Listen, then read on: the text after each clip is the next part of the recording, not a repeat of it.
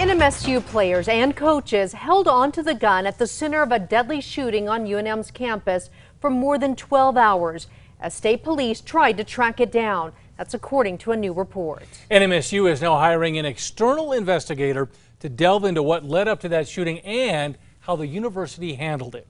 News 13's Brittany Bade breaks down the report and has team leadership's response. Are you guys going on the road trip this week? Yes, we leave tomorrow morning. All the coaches are? Yes. NMSU basketball coaching staff and players continuing to stick together, much like they did in the hours following a deadly shooting on UNM's campus, according to a report from state police. According to police, NMSU basketball player Mike Peak was on his own when he was lured to campus and jumped by UNM student Brandon Travis, along with 3 others. But state police say soon after Peak allegedly shot and killed Travis, he says in self-defense, 3 other NMSU players showed up in a yellow Camaro. State police say Peak told them he stashed the gun and other items in that trunk before driving off with Issa Muhammad, Marcellus Avery, and Anthony Roy, who were all on the court for NMSU in last night's game. In the hours following the shooting, a state police officer was trying to track down who that yellow Camaro belonged to and talk to those players.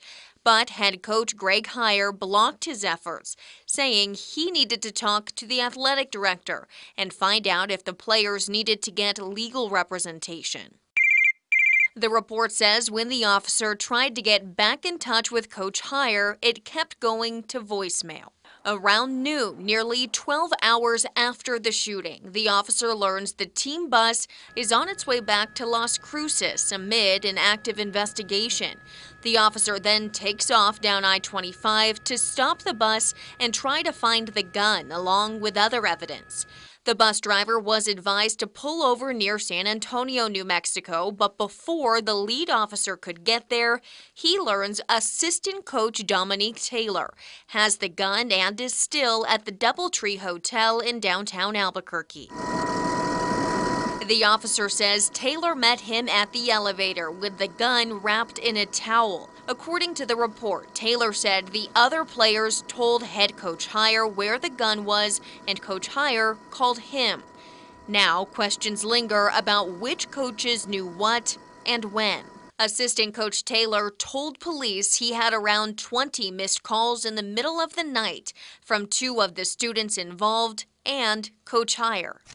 NMSU announcing today they are bringing in a third-party investigator to review the events surrounding the shooting and how the university handled it. Brittany Bade, KRQE News 13.